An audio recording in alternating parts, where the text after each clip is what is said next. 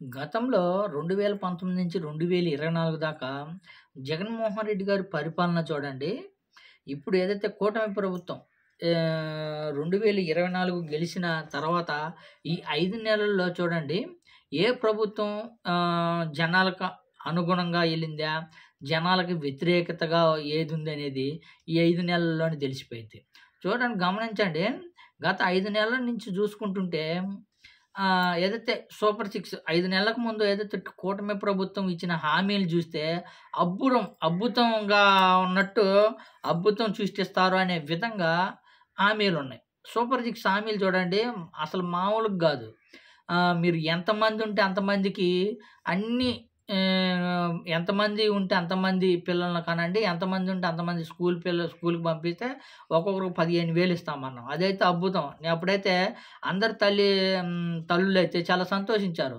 జగన్మోహన్ రెడ్డి గారు ఇంట్లో ఒక్కరికుంటే ఒక్కరికిచ్చారు. బాబు గారు వస్తే ఇంట్లో ఎంతమంది ఉంటే అంతమందికి ఇస్తారు.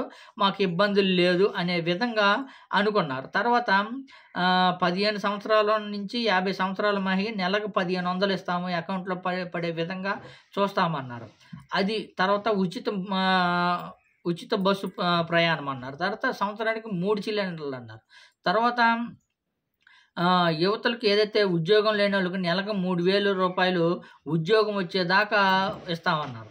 బాబు గారు గతంలో ఏదైతే ఎలక్షన్స్ టైంలో ప్రచారం టైంలో బాబు గారి స్పీచ్ ఇన్నోళ్ళందరూ షాక్ తిన్నారు. అబ్బా! బాబు గారు ఏంది ఈ అద్భుతాలు సృష్టిస్తున్నారు.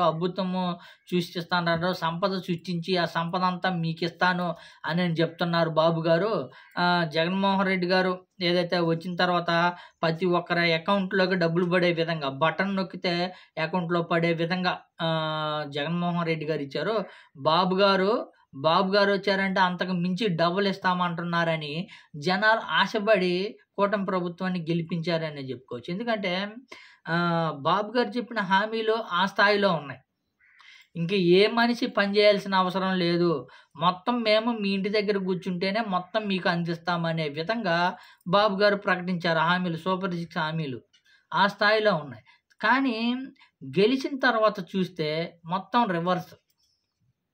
ఏదైతే కూటమి ప్రభుత్వం గెలిచిన తర్వాత ముఖ్యంగా అతి ముఖ్యమైన తప్పు ఏందంటే కూటమి ప్రభుత్వం చేసిన తప్పులు అతి పెద్దది ఏదైతే అమ్మఒడి, తల్లికి వందనం అనేది ఏయకపోవడం పెద్ద తప్పే అనుకోవచ్చు. ఎందుకంటే పిల్లలు జాయిన్ అయిపోయి ఇప్పుడు సగం స్కూల్ గాని అయిపోయింది. అయినా గాని ఇప్పటికీ ఏదైతే మీరు ఎంతమంది పిల్లలున్నారో అంతమందికి ఇస్తామన్నారు గదా!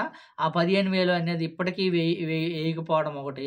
పైపెచ్చు మొన్న బడ్జెట్ వచ్చినప్పుడు గానీ, ఆ బడ్జెట్‌లి తల్లికి వందనం అనే దాని గురించి కనీసం ప్రస్తావన తీసుకురాకపోవడం, పెద్ద దెబ్బనే చెప్పుకోవచ్చు కూటమి ప్రభుత్వానికి. ఎందుకంటే సూపర్ సిక్స్ హామీలు ఇచ్చిందే గానీ, హామీలు నెరవేర్చే విధంగా ఏదైతే కూటమి ప్రభుత్వం కనిపించటం లేదనే చెప్పుకోవచ్చు. ఎందుకంటే గతంలో మనం ఏదైతే సూపర్ సిక్స్ హామీలు ఇంకా ఇవ్వటం లేదు, ఇంకా అమలు చేయడం లేదంటే చాలామంది దాన్ని ఎందుకు అంత తొందరపడుతున్నారో అప్పుడే అమలు చేస్తారా?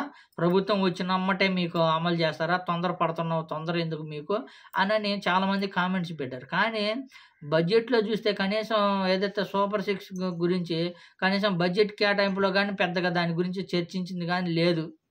మొత్తానికైతే జనాలకు అర్థమైందేంటంటే జగన్మోహన్ రెడ్డి గారు ఏదైతే ప్రజలకి బటన్ నొక్కి ప్రతి ఒక్కరి లబ్ధిదారు అకౌంట్‌లో జగన్మోహన్ రెడ్డి గారేశారో, ఆ విధంగా కూటమి ప్రభుత్వం వెయ్యదని క్లియర్ కట్‌గా అర్థమైందనే చెప్పుకోవచ్చు మొత్తానికి. ఎందుకంటే వాలంటరీ వ్యవస్థ విషయంలోనే చూడండి. వాలంటరీ వ్యవస్థ విషయంలో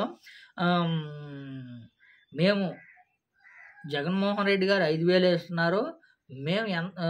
మేము గెలిచిన తర్వాత 10,000 జీతం ఇస్తాం. అదే విధంగా వాలంటరీ వ్యవస్థని కొనసాగిస్తామని చెప్పారు.